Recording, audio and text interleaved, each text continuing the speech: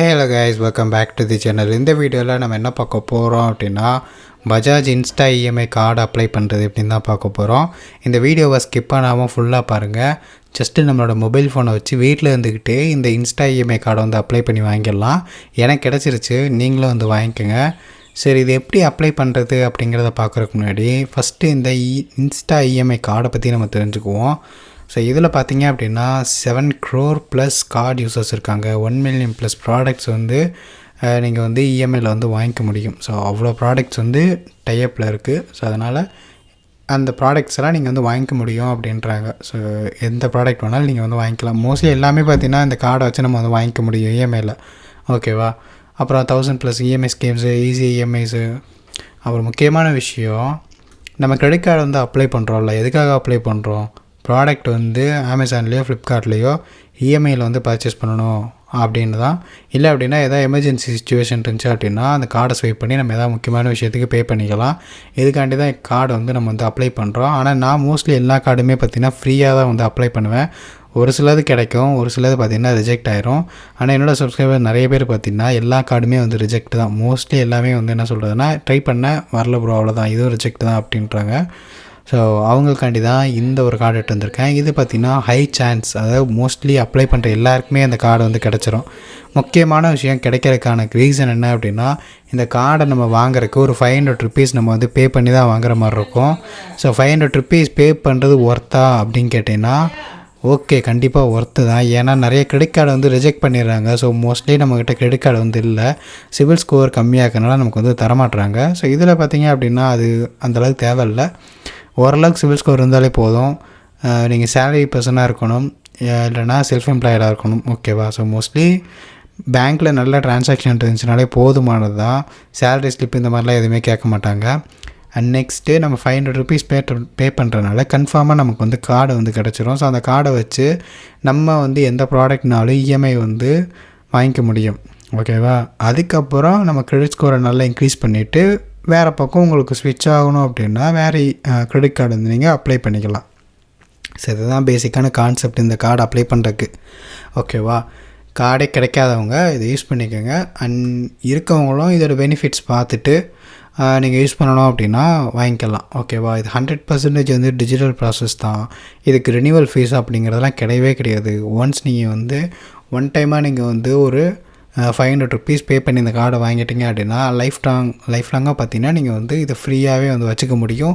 நீங்கள் எந்த இதுவுமே வந்து யூஸ் பண்ணாமல் இருந்தாலும், அந்த கார்டை வந்து நீங்கள் யூஸ் பண்ணாமல் இருந்தாலும் அந்த சார்ஜஸ்லாம் அந்த மாதிரிலாம் எதுவுமே வந்து கிடையாது.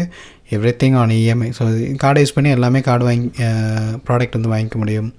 ஸோ ஓகே, இதில் முக்கியமான விஷயம், எலிஜிபிலிட்டி என்ன ஏஜ் அப்படின்னு கேட்டிங்கன்னா 21 yearsக்கு மேலே யார் வேணாலும் வந்து வாங்கிக்க முடியும்.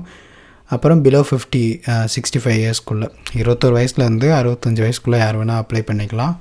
அடுத்து வேறு என்ன கொஸ்டின் நமக்கு முக்கியமான விஷயம், டாக்குமெண்ட்ஸ் வந்து என்னென்ன வேணும் அப்படின்னா பேன் கார்டும் ஆதார் கார்டு இருந்தால் போதுமானது தான்.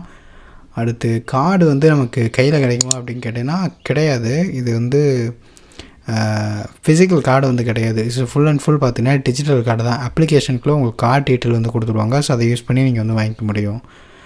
Okay, card annual charges. Okay, இதில் வந்து எந்த விதமான சார்ஜஸும் வந்து கிடையாது. ஒன் டைமாக 530 rupees நீங்கள் பே பண்ணிங்க அப்படின்னா கார்டு உங்களுக்கு கிடச்சிரும்ன்றாங்க. ஆக்சுவலாக பார்த்தீங்கன்னா இதில் நம்ம வந்து கம்மி பண்ண முடியும். ஒரு 50 rupees நம்ம வந்து கம்மி பண்ணி நம்ம வந்து வாங்கிக்க முடியும். ஏன்னா ஆஃபர்ஸ் நம்ம வந்து யூஸ் பண்ணிக்கலாம் கார்டை வந்து வாங்கும்போது. அடுத்து இந்த கார்டை எங்கெங்கெல்லாம் யூஸ் பண்ணலாம் அப்படின்னா எங்கே வேணால் யூஸ் பண்ணலாம், எல்லாத்துக்குமே வந்து யூஸ் பண்ணிக்க முடியும். கார்டு டீட்டெயில்ஸ் அப்ளிகேஷனுக்குள்ளே இருக்கும்.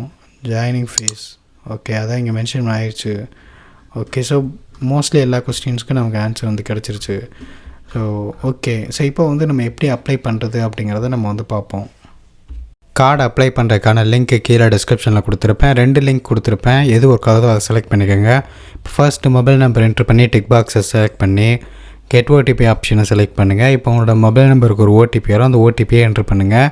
இப்போ இந்த இடத்துல ஃபுல் நேம் என்ட்ரு பண்ணுற ஆப்ஷன் இருக்குல்ல, ஸோ இது வந்து தேவையில்லை. கீழே நோ ஃபில் டீட்டெயில்ஸ் மேனுவலி அப்படிங்கிற ஆப்ஷன் இருக்கும், இதை கிளிக் பண்ணுங்கள். இப்போ பர்சனல் டீட்டெயில்ஸ் வந்து என்ட்ரு பண்ணணும். ஃபர்ஸ்ட்டு உங்களோட ஃபுல் நேம் பேன் கார்டில் இப்போ இருக்கோ அதே மாதிரி என்ட்ரு பண்ணுங்கள். அடுத்து ஜெண்டர் வந்து செலக்ட் பண்ணுங்கள். அடுத்து உங்களோட டேட் ஆஃப் பர்த்தும் பேன் கார்டில் இப்போ இருக்கோ அதே மாதிரி என்ட்ரு பண்ணுங்கள். அப்புறம் பேன் கார்டு நம்பரை வந்து என்ட்ரு பண்ணிக்கோங்க. அடுத்து கீழே தான் பார்த்தீங்கன்னா உங்களுடைய எம்ப்ளாய்மெண்ட் டைப் கேட்டிருக்காங்க. சேலரிட் இல்லைனா செல்ஃப் எம்ப்ளாய்ட், இந்த 2 பேருக்கு தான் இந்த கார்டு. ஓகேவா. அடுத்து உங்களுடைய பின்கோடு, உங்கள் அட்ரஸோட பின்கோடு என்ட்ரு பண்ணுங்கள். கீழேக்கு 2 டிக் பாக்ஸையும் டிக் பண்ணி விடுங்க. ஓகேவா. அப்புறம் சிட்டி, ரெசிடென்ஷியல் சிட்டி, ஸோ அதையுமே செலக்ட் பண்ணிக்கோங்க. ஸோ இப்போ பார்த்திங்கன்னா எனக்கு வந்து 40,000 லிமிட்டு அப்படின்னு போட்டிருக்காங்க. ஸோ ஆக்சுவலாக இது உண்மை கிடையாது. ஃபைனலாக நமக்கு தெரியும் எவ்வளோ நமக்கு கொடுத்துருக்காங்க அப்படின்னு. லொக்கேஷன் ஆக்சஸ் கொடுங்க. இப்போ மொபைல் நம்பருக்கு ஒரு ஓடிபி வரும், அந்த ஓடிபி என்ட்ரு பண்ணுங்கள். முக்கியமான விஷயம் 2 அட்டெம்ப்ட் தான், சரியா. இப்போ கேஒய்சி நம்ம வந்து கம்ப்ளீட் பண்ணணும். ஸோ இந்த இடத்துல பார்த்தீங்க அப்படின்னா நம்மளோட ஆதார் அட்ரஸ் வந்து சேமாக இருந்துச்சு அப்படின்னா எஸ் கொடுங்க, அங்கே தான் நீங்கள் இப்போ இருக்கீங்க அப்படின்னா. இல்லை ஆதாரில் இருக்க அட்ரஸ் வேறு, இப்போ நான் இருக்க அட்ரஸ் வேறு அப்படின்னா கீழே அந்த no my current address has changed அப்படிங்கிற ஆப்ஷனை செலக்ட் பண்ணி உங்களோட அட்ரஸை, புது அட்ரஸ், இப்போ நீங்கள் வேறு அட்ரஸில் இருப்பீங்களா அந்த அட்ரஸை நீங்கள் மேனுவலாக வந்து என்ட்ரு பண்ணுற ஆப்ஷன் இருக்கும், கிளிக் பண்ணி என்ட்ரு பண்ணிக்கோங்க. ஸோ நம்ம வந்து அதே அட்ரஸில் இருக்கனால நான் as my current address is as per PAN card Aadhaar கார்டுன்னு இருக்கும், கிளிக் பண்ணி கண்டினியூ கொடுத்துறேன். கேஒய்சி வெரிஃபிகேஷன் சக்ஸஸ்ஃபுல்லுன்னு சொல்லி வந்துருச்சு. ஸோ இப்போ இந்த இடத்துல பார்த்தீங்க அப்படின்னா பேமெண்ட்டை நம்ம பண்ணுற மாதிரி இருக்கும். இங்கே டிஸ்கவுண்ட் கோடெலாம் இருக்கும், அதை அப்ளை பண்ணிக்கோங்க. எனக்கு ஒரு 50 ரூபா டிஸ்கவுண்ட் கொடுத்துருக்காங்க. சார் ஓவராலாக பார்த்தீங்கன்னா நான் 480 ரூபா பே பண்ணால் போதும். இங்கே நிறைய டிஸ்கவுண்ட் இருக்கும், உங்களுக்கு எது கன்வீனியன்ட் ஆகும் நீங்கள் அதை செலக்ட் பண்ணிக்கோங்க. நான் ஃபஸ்ட்டு இதுக்கே செலக்ட் பண்ணிட்டேன் 50 ரூபா டிஸ்கவுண்ட்டு. இப்போ பார்த்தீங்கன்னா 480 ரூபா பே பண்ணால் மட்டுமே போதும் கைஸ். எனக்கு பார்த்தீங்கன்னா இந்த கார்டு வந்து எனக்கு கிடச்சிரும். ஸோ இது ஒரு நல்ல ஆப்ஷன். ஏன்னா நம்ம வந்து நிறைய கிரெடிட் கார்டுக்கு அப்ளை பண்ணுவோம், ஆனால் ரிஜெக்ட் ஆயிரும். ஆனால் இந்த கிரெடிட் கார்டை நம்ம வாங்கிக்கிறோம் காசு கொடுத்து. ஸோ அதனால் நமக்கு கன்ஃபார்மாக கிடச்சிருது. அடுத்து நம்மளோட அக்கௌண்ட் டீட்டெயில்ஸ் வந்து நம்ம என்ட்ரு பண்ணிக்கலாம். நான் என்னோடய அக்கௌண்ட் நம்பரு, ஐஎஃப்எஸ்சி கோடு, அக்கௌண்ட் டீட்டெயில் இதெல்லாம் என்ட்ரு பண்ணிக்கிறேன். என்ட்ரு பண்ணிவிட்டு இந்த ஆட்டோ மேண்டேட் அது ஆப்ஷனை நான் வந்து எனேபிள் பண்ணி விடணும். இது கம்பல்சரி பண்ணி தான் ஆகணும். ஸோ இதை நான் வந்து என்ட்ரு பண்ணிக்கிறேன். கார்டு டீட்டெயில், அப்புறம் எக்ஸ்பைரி டேட், வேலிடிட்டி, சிவிவி கோடு இதெல்லாம் என்ட்ரு பண்ணி சப்மிட் பண்ணிடுறேன். ஸோ இது எதுக்காக அப்படின்னா ஆட்டோமேட்டிக்காக பார்த்திங்கன்னா ஒவ்வொரு இஎம்ஐக்கும் அவங்களே வந்து அமௌண்ட் எடுத்துக்குவாங்க. இப்போ நம்ம தான் பேமெண்ட் பண்ணுறோம், எதாவது பர்ச்சேஸ் பண்ணி வைப்போம்ல இஎம்ஐயில், ஸோ அதுக்கான அமௌண்ட்டை மந்த்லி அவங்களே வந்து டிடெக்ட் பண்ணிக்குவாங்க. ஸோ அதுக்காண்டி தான் நம்ம பண்ணிட்டோம் அப்படின்னா நம்ம கட்டாமல் மறந்துட்டா கூட ஆட்டோமேட்டிக்காக அவங்களே வந்து டிடெக்ட் பண்ணிக்குவாங்க. ஸோ இதனால் நம்ம எக்ஸ்ட்ரா சார்ஜஸ் இந்த மாதிரிலாம் எதுவும் பே பண்ணணுங்கிற அவசியம் வந்து கிடையாது. எவ்வளோ அமௌண்ட்டோ அதை மட்டும் பே பண்ணிடலாம். இது ஒரு நல்ல ஆப்ஷன் தான். அதுக்கடுத்து பார்த்திங்க அப்படின்னா நம்மளோட கார்டு டீட்டெயில்ஸ்லாம் பார்த்திங்கன்னா வந்திருக்கும். வியூ கார்டு டீட்டெயில் ஆப்ஷனை செலக்ட் பண்ணுங்கள். ஸோ எனக்கு பார்த்திங்கன்னா 1,35,000 கொடுத்துருக்காங்க. ஓகேவா. இப்போ அப்ளிகேஷனை பார்த்திங்கன்னா நீங்கள் ப்ளே ஸ்டோர் இல்லைனா ஆப் ஸ்டோர் வழியாக நீங்கள் இன்ஸ்டால் பண்ணிக்கோங்க. இன்ஸ்டால் பண்ணிவிட்டு இந்த டிக் பாக்ஸில் இந்த பெர்மிஷன்லாம் ஆக்சஸ்க்கு வந்து கொடுத்துருங்க. அடுத்து கண்டினியூ ஆப்ஷனை செலக்ட் பண்ணி நீங்கள் என்ன மொபைல் நம்பர் போட்டு ரிஜிஸ்டர் பண்ணிங்களோ அந்த மொபைல் நம்பர் போட்டு ஓடிபி ஜென்ரேட் பண்ணுங்கள். ஓடிபி ஜென்ரேட் ஆகி வந்துடும். ஸோ இப்போ பார்த்திங்கன்னா ஒரு பின் வந்து செட் பண்ண சொல்லுவாங்க. உங்களுக்கு என்ன பின் செட் பண்ணணும்னு தோணுதோ அந்த பின்னை வந்து நீங்கள் செட் பண்ணிக்கலாம். செக்யூரிட்டி கொஸ்டினுக்கும் அதே தான். உங்களுக்கு என்ன கொஸ்டின் வந்து தோணுதோ அந்த கொஸ்டின் ஞாபகம் இருக்குமோ அதுக்கு பதில் நீங்களே வந்து ஆட் பண்ணி வச்சுக்கோங்க. இது எதுக்காக அப்படின்னா நாளை பின்ன நீங்களே வந்து மறந்தாலும் ஈஸியாக எங்கேனாலும் லாகின் பண்ணிடலாம், ஃபர்கெட் பண்ணுறதுக்கு இந்த மாதிரி இதுக்கு. ஸோ லொக்கேஷன் ஆக்சஸ் கேட்பாங்க, கொடுத்துருங்க. ஓகே, கம்ப்ளீட்டாக வந்து ரெடி ஆயிடுச்சு. இப்போ இஎம்ஐ கார்டுங்கிற ஆப்ஷன் இருக்குதுங்களா, இதை வந்து செலக்ட் பண்ணுங்கள். நம்ம ஆல்ரெடி வந்து இஎம்ஐ கார்டு வந்து அப்ளை பண்ணி நமக்கு வந்து கிடச்சிருக்கோம், சரிங்களா.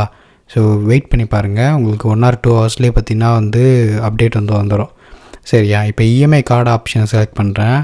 நான் என்னோடய டேட் ஆஃப் பர்த்தை வந்து என்ட்ரு பண்ணுறேன். நான் என்ட்ரு பண்ணிவிட்டேன், கரெக்டாக என்ட்ரு பண்ணிவிட்டேன்.